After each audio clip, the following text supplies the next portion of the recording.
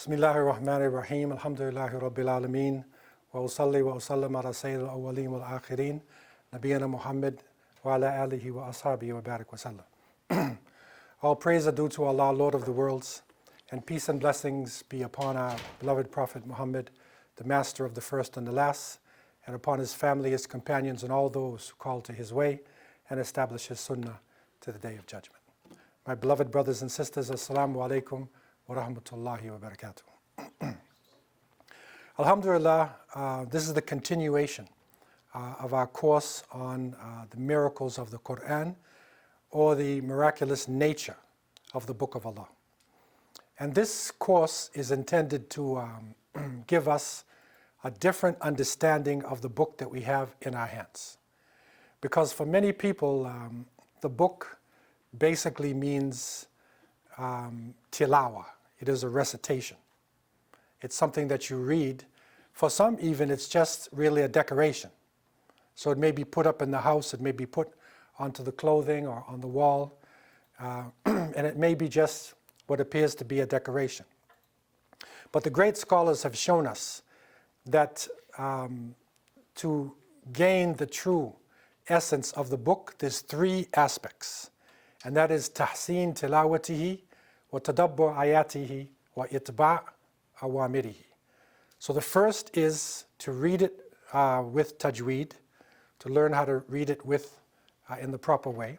Second is to reflect on its meanings. And third is to follow its commands. So this class really is focusing on the second part, which is tadabbur ayatihi. And that is to start to now think about what is actually in the book. And if we can recognize the profound nature of the Qur'an, that this is literally the words of the Creator of the heavens and the earth, revealed to us from above seven heavens, then we can begin to really look at it in a different way.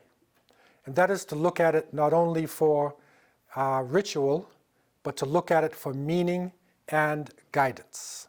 And so in this light, there are many different ways for this tadabbur.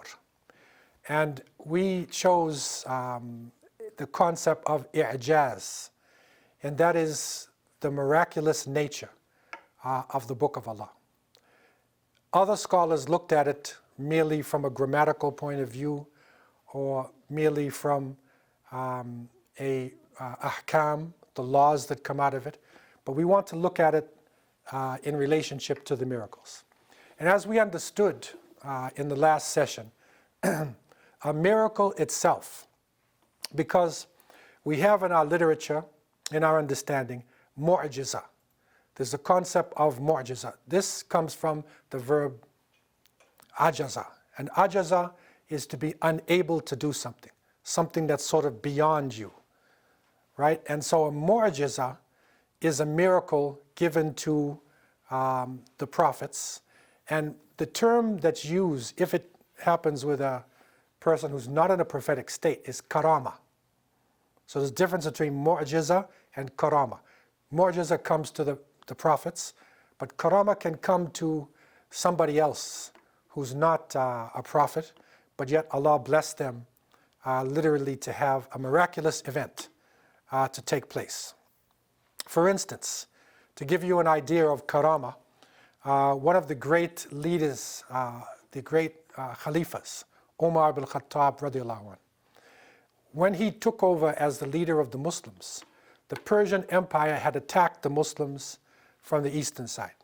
And it was a major empire with a huge army, and the Muslims had to defend themselves.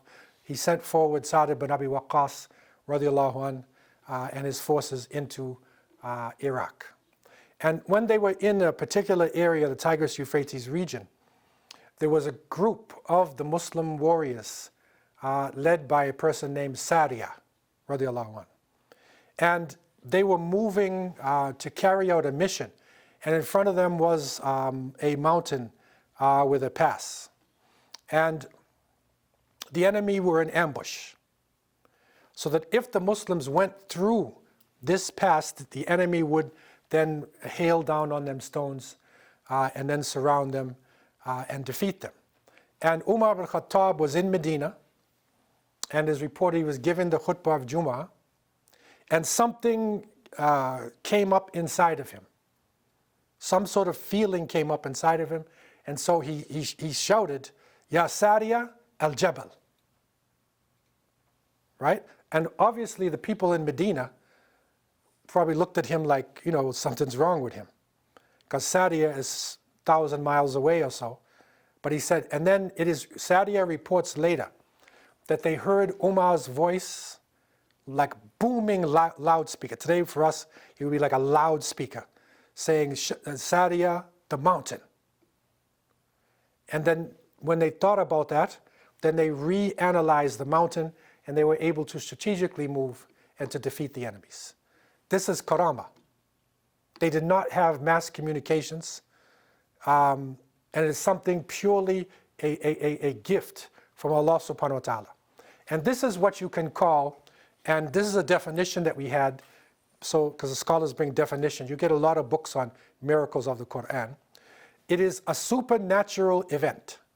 So this event which took place, again, it could happen to a prophet or someone who's not a prophet. It's a supernatural event, the acting, doing, performance, and formation of which is beyond the scope of man's abilities and understanding. So at that time, it is beyond their scope to be able to communicate sound, all the way over to Iraq, and it's loud. Today, that's not that strange. We have the ability to communicate and then to increase the sound in the other area. And with a good sound technician, a good crew like we have here at IIT, you could boost the sound and save the Muslim forces. But in those days, that's beyond their understanding. That's what we call supernatural, you see. So people are unable to do something like this. This is the miracle. And the other part which is important that is said by other scholars is that this miracle cannot be magic. It cannot be magic or deception. And magic, we know, is a science dealing with the jinn, with demons, and dealing with deception. It cannot be something done through the so-called magic forces, and it cannot be trick of the eye.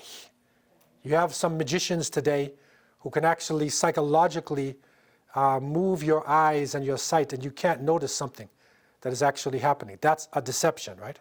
So that would not be considered a miracle. Okay?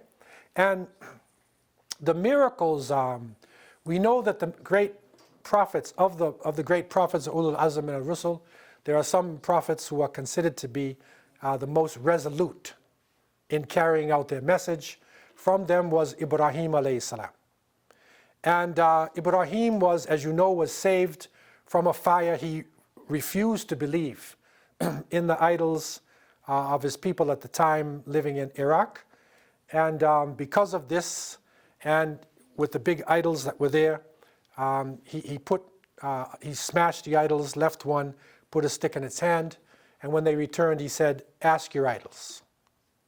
So they realized what he had done, and they gathered the people together, and they built a huge fire, and they threw Ibrahim alayhi salam in the fire. The normal quality of fire is destruction. So his body should have been burnt to ashes. And some books describe it as a huge fire that they had, not a little small campfire. This is a huge fire, like a huge house, like fire all in it. And this is the Qur'an, chapter 21, verses 68 and 70, is one of the places that talks about it. The fire became bardan wa salama. It became cool and a peaceful place for Ibrahim alayhi salam. So the quality of the fire is to destroy, but yet it became cool, the opposite of the heat, and a source of peace, the opposite of destruction. Okay, so that is a miracle. And when it finally died down and the people were waiting just to pick his ashes up, Ibrahim alayhi salam was sitting there. So this is mu'jiza. Okay, and this is a famous one of the Ulul Azm min al-Rusul. Also of the Ulul Azm, Musa alayhi salam, Nabi Musa, as you know, he was given a staff and given power by Allah subhanahu wa ta'ala. And the Fir'aun at the time, the Pharaoh, his power was not only technological. The Egyptians built huge pyramids. They had great philosophy. They were far advanced to people in other parts of the world in many different ways. But one of their most powerful tools for domination was magic. It was magical practices. And many groups in the occult actually date their teachings back to the pyramids. They'll go back to the pyramids and pharaonic priests, the high priests that were there. And so the Pharaoh gathered together the people. The priests threw their sticks and ropes and whatnot, which turned into snakes. Musa alayhi salam threw his, and it turned into a serpent and ate the snakes of the priests. This was a miracle. This was not magic. They knew theirs was an illusion. But Moses came and broke all of their illusions right in front of their eyes, and they actually embraced Islam. They embraced the teachings of Musa alayhi salam, and they suffered for that. They died at the hands of the Pharaoh, but refused to give up anything, refused to change their faith. Right? So this is another great miracle of the prophets. And the miracles sort of meet the times. So in other words, the power of the fire, the people in those days believed in the fire. They were called Majus, Zoroastrians. And they kept the sacred flame burning all the time. They believed that the power of God was manifested through the flames. So flames were a sacred thing to them. So the fact that Ibrahim could now live in the flames, you see, this is something that's like, he's got to be like a god. You see, so that miracle met their times. Also in the time of Musa alayhi salam, with the great magicians that he had, this was right in line with what was happening in the times. Another one of the Ulul Azm of the great prophets of resolution was Jesus, Isa alayhi salam. And at a time when the Unani and Romani medicine, their medicine was very high at the time. And they had developed a very powerful science for curing people of physical ailments. But there were certain things they couldn't cure. And so Isa alayhi salam, through the power of Allah, he had the lepers, made them clean, their skin clean and pure by the power of Allah. He prayed for them and performed the miracle with blind, they could see by the power of Allah. So he was doing things which was beyond their medicine. See, so it fit the times. It exactly fit the times. And that really is one of the powerful things about the mu'jiza. And when you're in another period of time and then look back at it, it might not seem that great. But if you're in that particular time period, it's unbelievable. The power of it is overwhelming. Similarly, in the time of Prophet Muhammad sallallahu alaihi wasallam, he had a number of different miracles. There were people, Ali ibn Abi Talib radiallahu anh, he was wounded in the Battle of Khaybar. The Prophet took his saliva and he put his hand on it, made dua, he could see. A large army, he brought in a vessel, with food, they all ate. Also, vessel with water, they all used the water. Okay, these are, for Christians, would be big miracles, like Jesus feeding the people fish, right? These are big miracles for the Christian. It happened to the Prophet ﷺ. But these were what is called temporal miracles. They are based on a particular time and a particular place. What the Prophet Muhammad ﷺ was given is an eternal miracle. And that is because he is not the prophet only of his time period, but he was chosen, as he said, as the last prophet, sent to humanity and the jinn, the demonic forces, until the day of resurrection. So therefore, the miracle that he had couldn't be one of the temporal ones. It had to be something that lasts. Okay? This is the Qur'an itself. Okay? So that is the power in the book. And what we are trying to extract from the book are some of these miracles. And we can see now one of the advantages we have living in the 21st century is that science and technology has reached a very high level. And so we are able to understand certain phenomena which were mentioned in the book. People might have read it before and not even understood what it meant. But now we can understand it in a different way. And from amongst the different miracles in the Book of Allah, what is considered by the scholars to be the greatest miracle is actually, it's in the language itself. And that is the fact that, because of the fact that the Arabs at the time were masters of their language. They did not have fine porcelains or rugs or palaces, but they mastered their language, and their poetry was a rich poetry. And Arabic is a very unique language. It's a very unique language. That is because when you speak Arabic, you are using all the different parts of your mouth and your throat.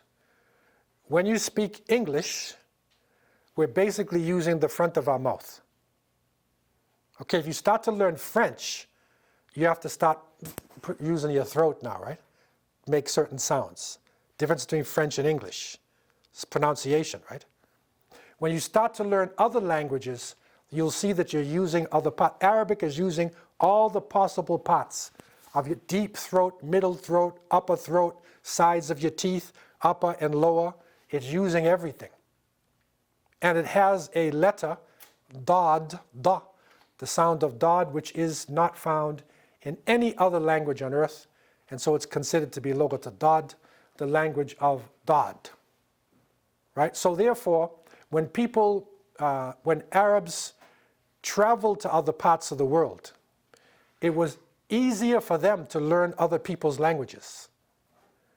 It was easy because their throats open up. It's already opened. So that they could switch over to the sound that people are making because their throats opened, right? If your throat is not opened, like in English, we are seriously restricted. It takes a long time to actually produce certain sounds, right? And you have to literally sit when you're learning Arabic and other languages and spend a lot of time just on certain sounds, whereas Arabic-speaking person already has the equipment. Okay? So with that equipment and with a vocabulary that is very expressive, then they could basically say what they wanted to say. So when the book came to them in a form that they had never heard before, and they knew their language, a person could listen to a few verses, a small little chapter, and embrace Islam. They changed their whole lifestyle because of a few words, right? That today is not possible for people generally, unless Allah really blesses somebody, because language doesn't mean all that much to us today. And so the Qur'an has a challenge in it also. It challenged humanity and said to them very clearly, say of the whole of mankind, قُلْ لَإِنِ اجْتَمَعَتِ الْإِنسُ وَالْجِنُّ عَلَىٰ أَنْ يَأْتُوا بِمِثْلِ هَذَا الْقُرْآنِ لَا يَأْتُونَ بِمِثْلِهِ وَلَوْ كَانَ بَعْضُهُمْ لِبَعْضٍ ظَهِيرًا. Say, if the whole of mankind and jinns were to gather together to produce the like of this Qur'an, they could not produce the like thereof, even if they backed each other up with help and support. That's a serious challenge. What other book can do that? Shakespeare, even the Bible itself, which the Bible has gone through a lot of changes. We don't have the original Bible, because the original Old Testament and New Testament were written in the Hebrew or Aramaic tongues. We have translations. But even the translations themselves, right, change. So if you get an old translation of the Bible and you get a new translation, the language changes. This language doesn't change, right? And so this is a challenge. It's saying, bring it to us. Okay, and it's serious because it's saying even magicians. And remember the jinn, and for those who were not in earlier classes, the jinn are created from smokeless fire. As human beings are created from clay, the jinn are created from smokeless fire. And the first, the most powerful of the jinn is Iblis, the shaitan himself, wal-iyadu billah. And in the beginning of time, when Allah subhanahu wa ta'ala had created the creation, and is going through stages of change, right? Vegetation, animal life, dinosaurs, different phases of life on earth. Okay, there is a phase where jinn are created from smokeless fire. And fire has a lot of qualities in it. Okay, and so the fire being created from it doesn't mean that they're little flames. No, it just means that they're created from it. Like we are not pieces of clay, right? But the elements of the clay itself, of the earth, are actually within our bodies. Okay, so this Qur'an then is saying, if you gather all the jinn, all the human beings, everybody together, you're not going to be able to deal with this.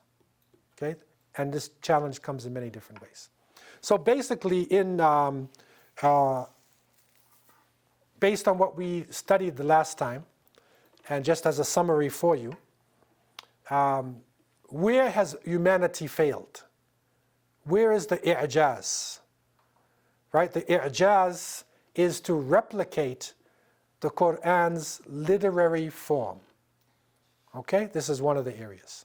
The Arabs had at that time poetry, and they had prose. Okay, so this, in a sense, was a new form of rhyme prose. They even had prose that had some rhythm to it. But this was a new form of rhymed prose. So in other words, you are telling a story, you have a long narration, and it's in rhythm. Perfect rhythm. Okay? The Arabs did not have that before. When they dealt with their rhythm, their poetry, they knew their poetry. They knew the lines, they knew the rhythms. They even had different systems you could get into when you're reading your poetry. This is completely different. Okay, so nobody has been able to replicate this up until today. And they tried. And of course, this is an Arabic language, right? So if you're in Arabic language, they have tried to do this, they couldn't do it. Secondly, they could not match the unique linguistic nature of the Qur'an itself. It's the use of language. It's how deep it is.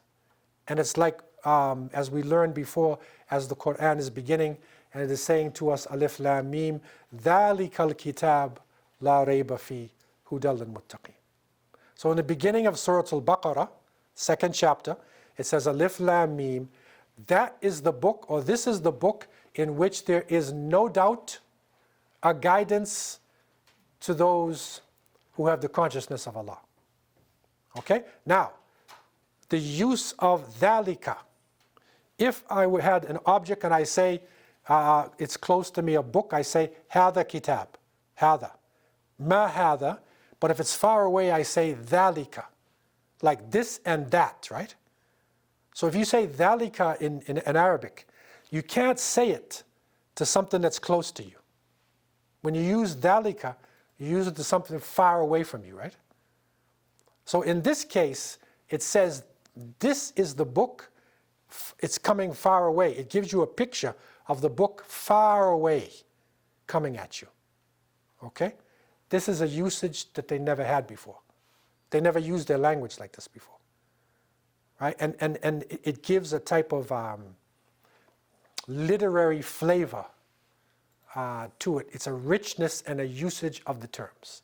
3, select and arrange words.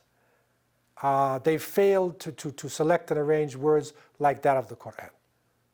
Okay, the way the words are arranged, how they are selected, they failed to do that. 4, they failed to select and arrange similar grammatical particles. Now, we had gone into some of this in the earlier class. It gets a little bit tedious there at times. But for those into Arabic language, the usage of the different particles, how they are used, never done before. Okay? 5, to match the Qur'an's superior eloquence and the sound, the eloquence of it. In speaking of something which is happy, or something sad, or something evil, literally the sounds change, the words will change. Okay? And it's a powerful thing because, for instance, if Arabic, has it has male, it has masculine and feminine. Okay? English, we say he walked and she walked. Right? Plural, they walked. If you saw 2 people, you would say they walked. The 2 of them walked. If you saw a group of women, you say they walked. Group of men, they walked. You use the same verb, right? But in Arabic, every single one of them changes. For a masculine, it would be one thing. Feminine, another thing. 2, another thing. 2 women, another thing. A group of men, a group of women, a mixed group. All of it changes. So, for instance, if you listen to people speaking Arabic in another room, if they're speaking classical Arabic, right, and it's far away, you didn't hear the tone of their voices, you could tell if it's women or men talking because of the verbs, how the verbs are, and how the sounds of the terms, right? Not just high and low voice, but literally the language itself, you could tell if it's feminine talking or masculine talking.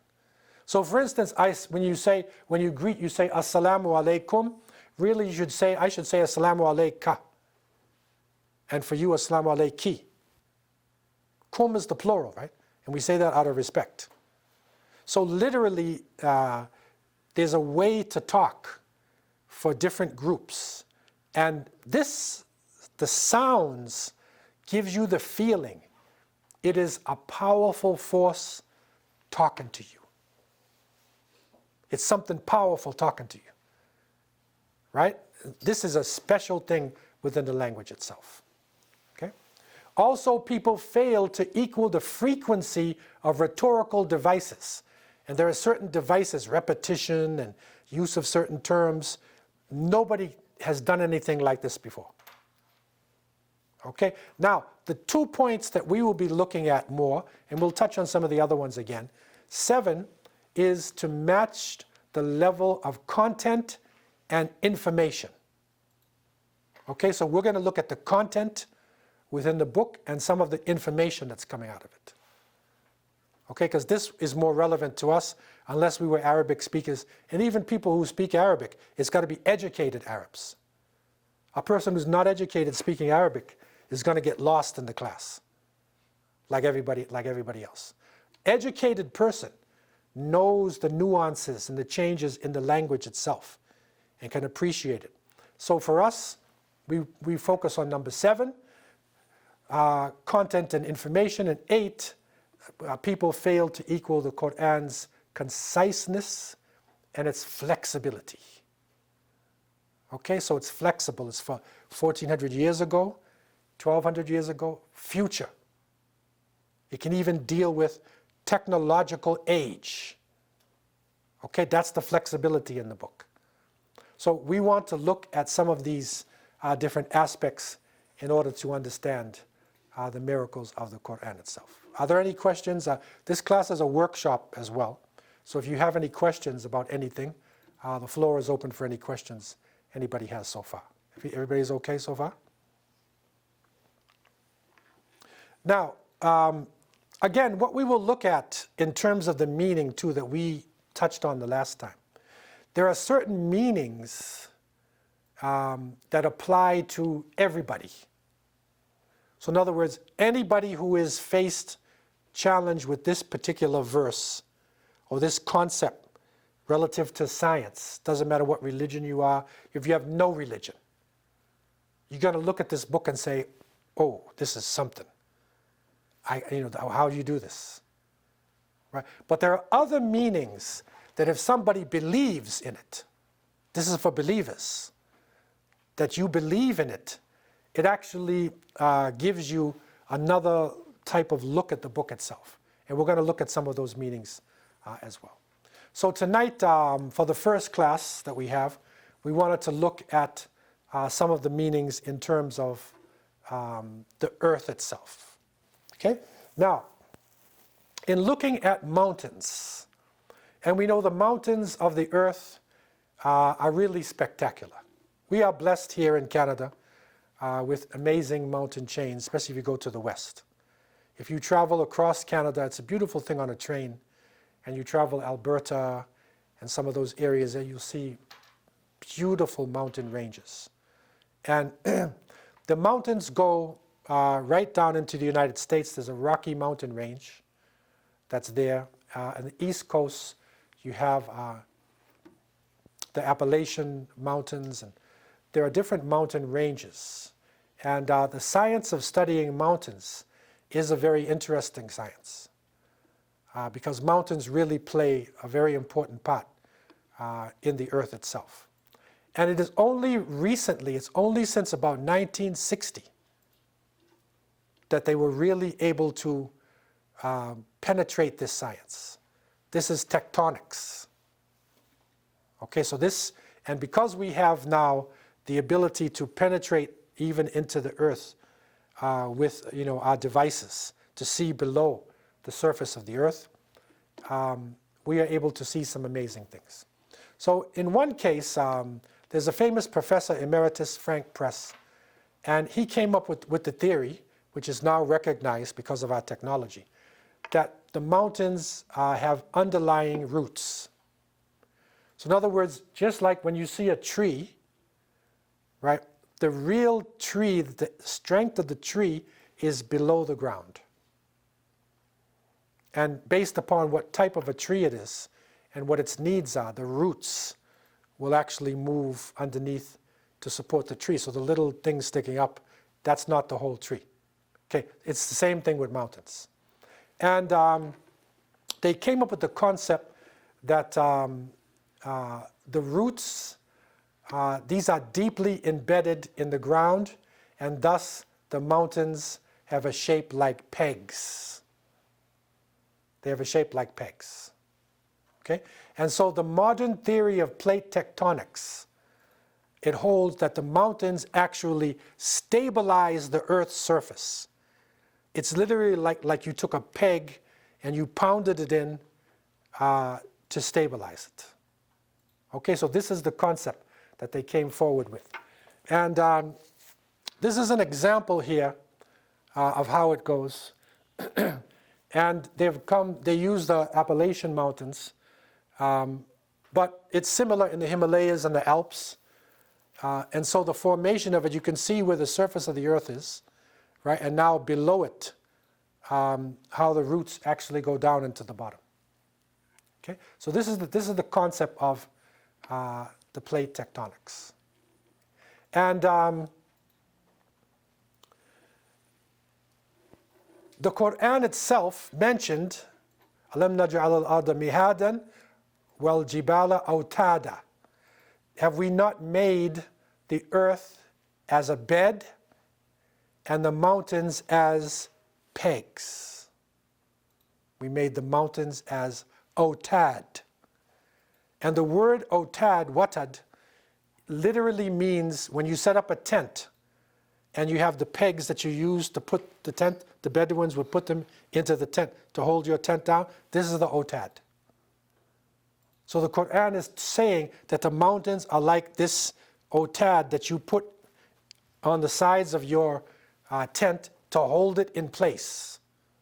Okay, so this is the description. And if you begin to look at different mountain chains, this here is the Swiss Alps. And the Swiss Alps, a beautiful mountain chain in Europe, is one of the ones that you're able to really see how they form, because Switzerland is basically a set of mountains in a circle. And it was on these mountains that the different tribes formed like a unity. And that unity, a type of what they call socialism, that set up Swiss society. Okay, and Swiss are famous today because the Swiss banks, or you have your Swiss knife, right? Especially the banks. All the rich and famous put their money in the Swiss banks. But one of the important things about Switzerland is a type of democracy or socialism that they have. That they have a rule where they listen to all of the people who have a say in the government. And it was based upon these tribes that were literally in the mountains surrounding the base, right? That's the essence of what Switzerland actually is. But for us, of course, the key thing is the pegs, okay? Secondly, in terms of the mountains, Allah subhanahu wa ta'ala tells us in the 16th chapter, verse 15, and He set firm mountains in the earth so it would not shake with you. So in other words, the mountains are there to stabilize. It stabilizes the earth. Because otherwise, because of the nature, the hot gaseous nature inside the earth, there would be, it's literally trying to come out. And the crust of the earth is holding the molten lava, literally holding it together, right? And the pegs are literally holding the crust onto the lava. You see it? And the weight of the pegs is literally holding it in from all sides. And if you look at mountains around the world, you will see that they are strategically placed in order to literally keep the surface of the earth together. And this is a shot, a distant shot of the Himalayas. And the Himalayan mountain chain, which is considered to be the largest mountain chain, is also, you can see it, how it is set in Asia, literally, and how it holds down that part of the world. Another interesting mountain chain is the Andes Mountains.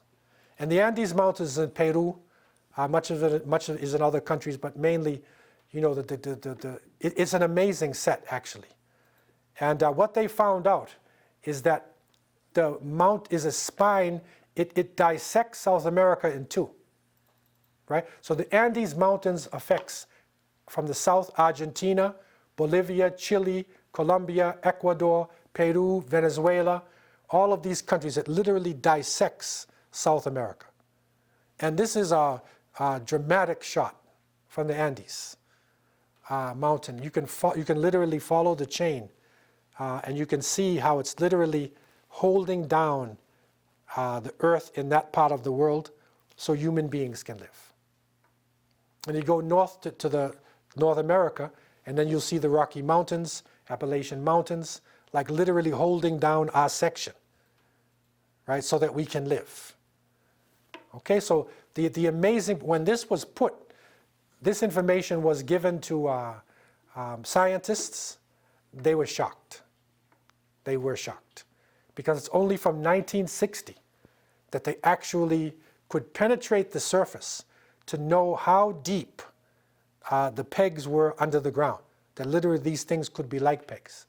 They never knew that before because nobody could penetrate the earth like that. And the question is now, and this is the i'jaz now, how could a man who lived in Arabia 1,400 years ago, right? Bedouin society, no mass communication, never traveled to a place where a mountain was. I don't think he even ever saw a mountain in his life. He saw some hills, right, but not mountains like this, of this size. Okay? Because when they say Mount Arafat, right, these are like hills compared to this. It's nothing compared to these mountain chains. He never even saw a mountain like this. How could they go underground to know this? You see? This is the i'jaz. That's the question you have to ask yourself. And when it's put to people, they can't answer. They literally cannot answer the question. Okay? So this is the first one we wanted to look at in terms of the earth and the amazing thing with the mountains. Any questions anybody has? Any comments or questions about this? Yeah. So Sheikh, you were talking about you haven't seen any mountains. Did he get the chance to see the chains of Hijaz? The chains of the mountains of Hijaz? Yeah, I mean, like I say, the mountains in Hijaz, he traveled through, but not, they did not, I never saw anything where he went on the top. They actually went along the routes below and passed by, but never really, especially the dramatic size of these mountains here, okay? Because they're not as huge as this and as big. And in any event, the important thing is not the top anyway. The importance is the bottom, right? How can you know what is below a mountain? Okay, so this is an amazing discovery that is in the book of Allah subhanahu wa ta'ala. Now, another thing about the mountains, and you'll see that in Surah Al-Fatir, it is saying, أَلَمْ تَرَ أَنَّ اللَّهَ أَنزَلَ مِنَ السَّمَاءِ مَاءً فَأَخْرَجْنَا بِهِ ثَمَرَاتٍ مُخْتَلِفًا وَمِنَ الْجِبَالِ جُدَدٌ. So the word here is جُدَدٌ. Then it says بِيضٌ وَحُمْرٌ مُخْتَلِفًا أَلْوَانُهَا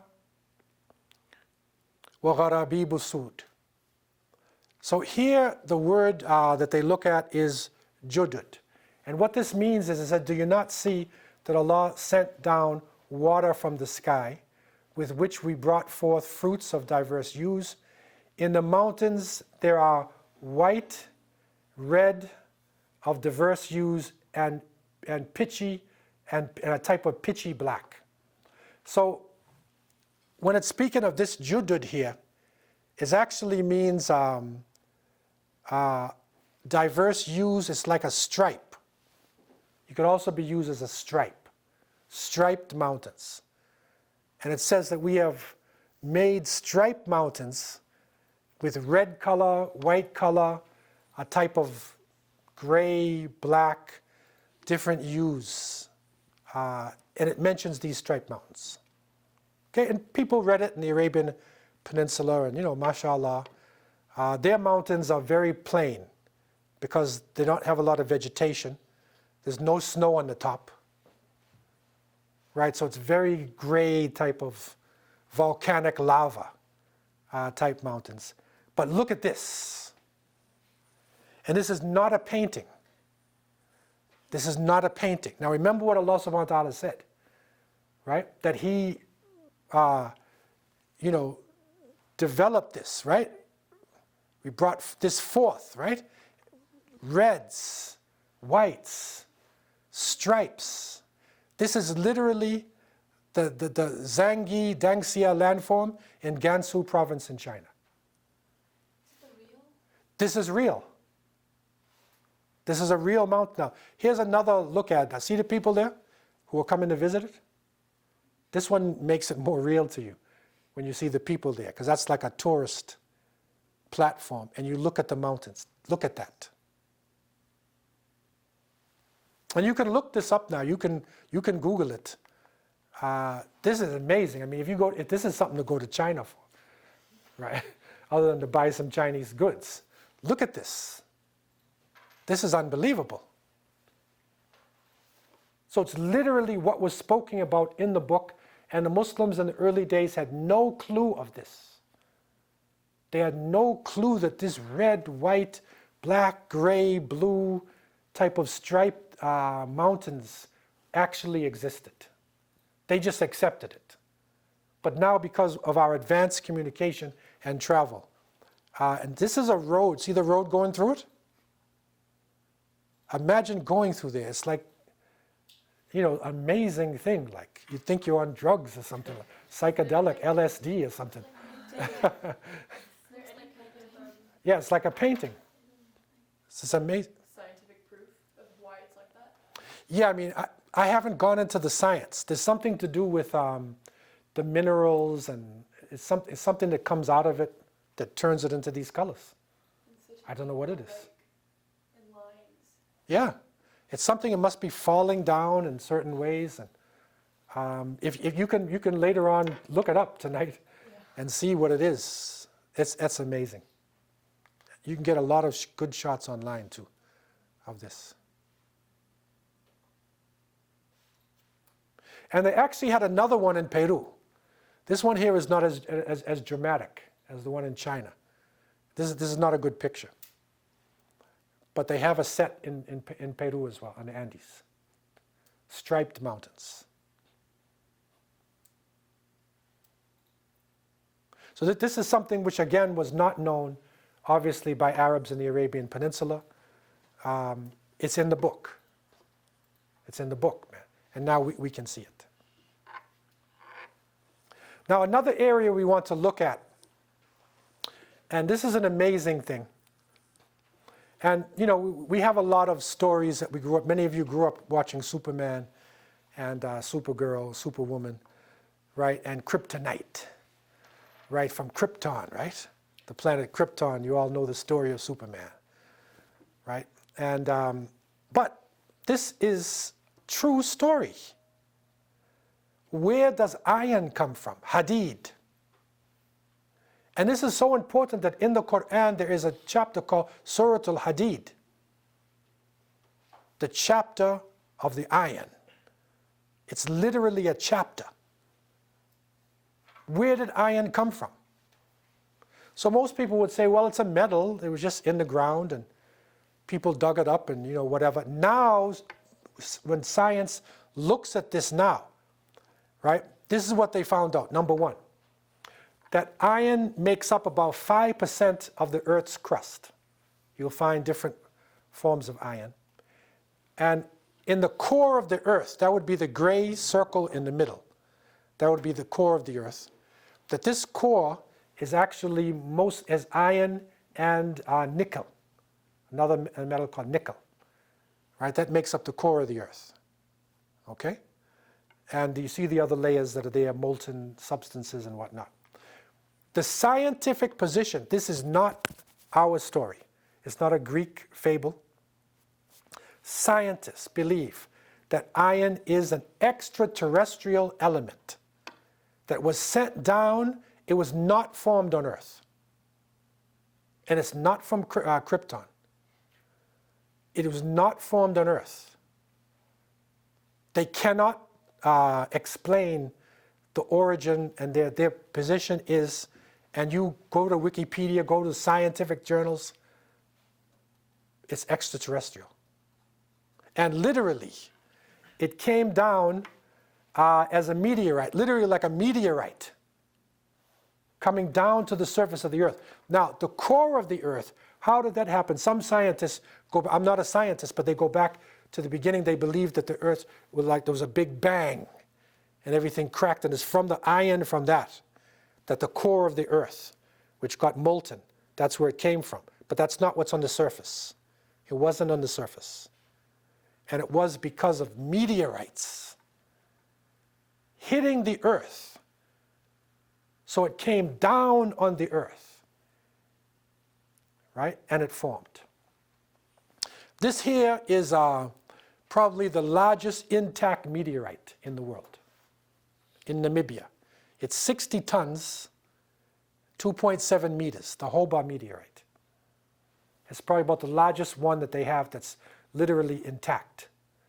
Now, this is in Southwest Africa. Southwest Africa. Okay, and meteorites are in different places. Meteorites have done a lot of things in history. They say that even some of the changes, there's enough proof to say that there were dinosaurs living on Earth. And one of the theories of the dinosaurs becoming extinct is a meteorite hit the Earth, and the explosion was so huge that it caused a major change in temperature and a terrible winter. It killed out the dinosaurs. So all you have is bones now.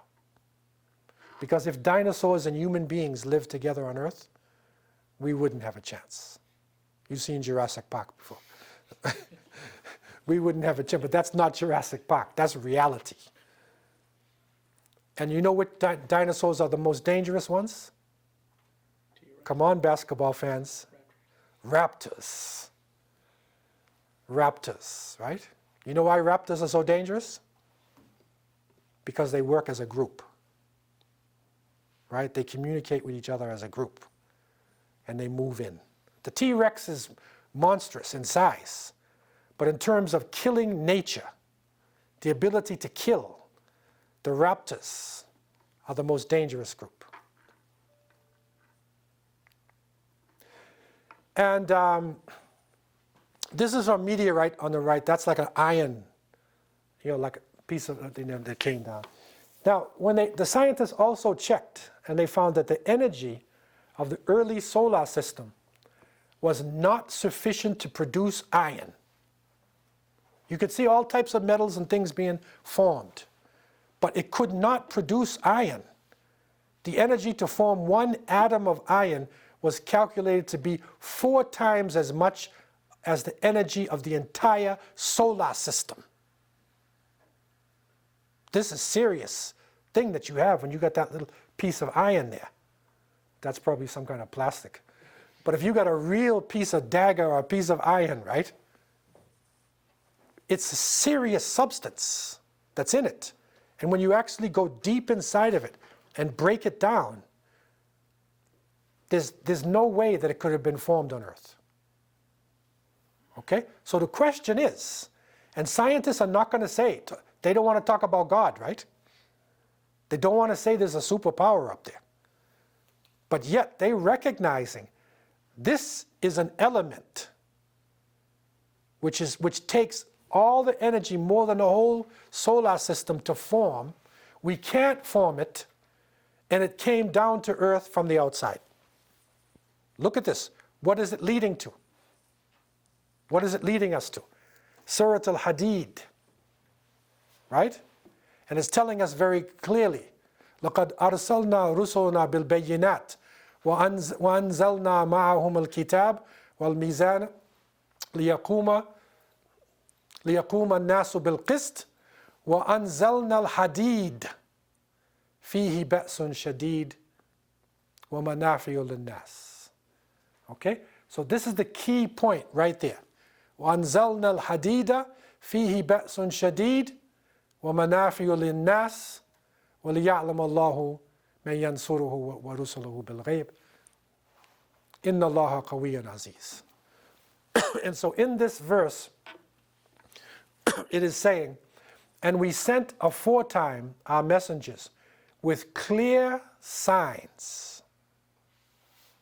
And we set down with them the book and the balance. Justice between right and wrong. We have the ability to just between right and wrong now. We have a choice, right? Every human being. Okay? That men may stand forth in justice.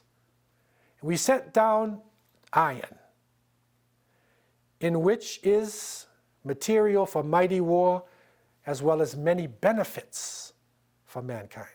That Allah may test who it is that will help unseen him and his messengers, for Allah is full of strength, exalted in might, and able to enforce his will. This is a powerful verse here, man. Look at this, look what it's saying. This is explaining the story. The scientists said this is an element which nobody can create. The whole energy of the universe, 4 times over, of the whole solar system, cannot create 1 atom of iron. Not even 1 atom. But it came down. It came down to the earth, and Allah told the story that we sent down this, we gave humanity guidance, we gave people the ability to do right or to do wrong, and then we sent them hadid. Right? And you can find smelting, what they call smelting centers that date back like 3000 BC,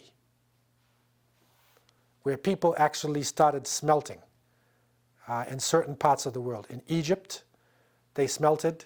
In the Middle East, they smelted. In India, in other parts, they smelted.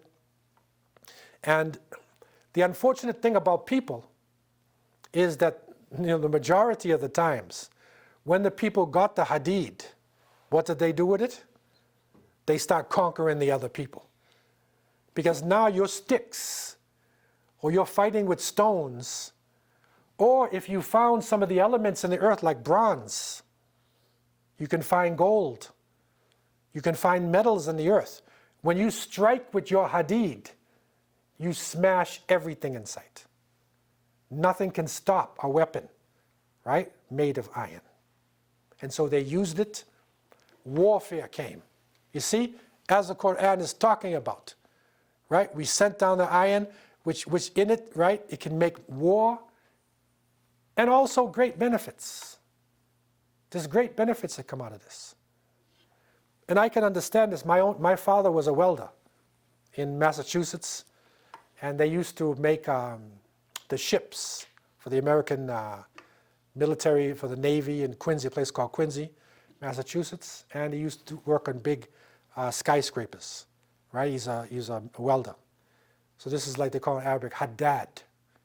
It's somebody who smelts. So there's great benefit. Look at the benefits that we have gotten out of hadid. The bridges, the boats, the aircrafts. So many benefits for humanity, but at the same time, terrible war and killing can come out of this. And so this is a test. It's a test. And it's interesting. The Arabs would look back also at the end of this. Inna Allaha qawiyyun aziz. So usually at the end of verses, the description of Allah, His names that He gives you at the end, has something to do with the verse. So here it says that Allah is qawi, which means powerful and strong, and also aziz. I mean, He's translating it as, exalted in might, but aziz also means, there's no need of you, right? He's exalted, and Allah can do what He wants. So now that Allah is saying, I'm giving you a test. I'm putting this test in your hands, right? It is hadid. And so this verse here from Surah Al-Hadid is actually, some of the scientists, there was a big conference in Jeddah, and they called this Dr. Armstrong and a number of great scientists from Europe. They called them to the conference, and they presented them this verse. And they were shocked. They were amazed. Because the knowledge of the fact that this has come down to earth is only a recent phenomena that we understand this now. We just sort of took it for granted it was around. But what was the origin of it? What is the makeup of it? We did not know this. But 1400 years ago, it was revealed to a man in the middle of the desert in Mecca, Arabian Peninsula. He was ummi, unlettered person. So he did not study scientific books. He did not go to university. He was not even familiar with the science of the Romans or the science of the Persians. But yet, this information comes. This is i'jaz. This is the miraculous nature of the book of Allah subhanahu wa ta'ala. And this is what we're looking at when we are looking at these verses. So I want to open up the floor for any questions anybody may have concerning this particular verse or any of the things that are around it. Floor is open for any questions. So what we want to do also in this class is to give you a chance to ask any general questions. So if something happens during the week and you have a general question about Islam, about something, if I can answer it, I'll answer it. This is a chance you can also answer these questions. Well, it's like in a workshop type of thing, you can get an answer. So are there any general questions anybody has? This is a format that some of you may not be aware of, but it is open now during this class, open to answer any questions that you may have. The floor is open. Will you be posting any readings for during the week, or is it just like Tuesday night kind of thing? Yeah, so basically, it is basically Tuesday night. That's it. Yeah, yeah. There are some other classes that go on other days, but this one is mainly Tuesday night. We keep it. Yeah. Any other general questions anybody has concerning this? So, inshallah, we want to bring out some of the amazing, miraculous points in the book that you might never have heard of before. Also, we want to look at the book from the point of view of believers. In other words, there are certain formulas inside of the Qur'an that you can actually apply to your life today. It can actually answer questions about what's happening in the world today. And we looked at some in a previous semester.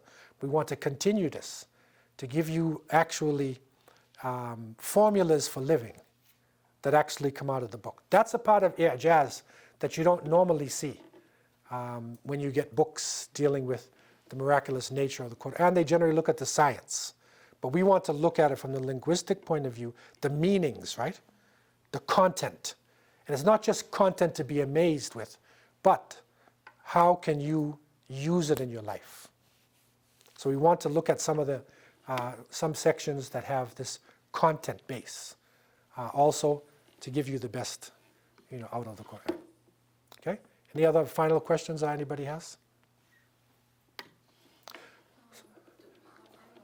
Are we going to have any projects, like any assignments, anything like that next month? We don't generally, but this is a good point, though. It's my first Islamic class in my life, because I never took in my life, so I don't know. Yeah, I mean, generally what we do is, we have interaction, questions, surrounding the things and answers or whatever. But, it is something to consider. If a person does a project coming out of it, it is something to consider. But we haven't done that before in our classes, though. And are we going to have any like after we finish the course, any certificates or something like that? I don't know, anyway, so it doesn't make sense, but Yeah. I mean, generally, what we have done in the past, is give a certificate of participation, so that you have participated in this class,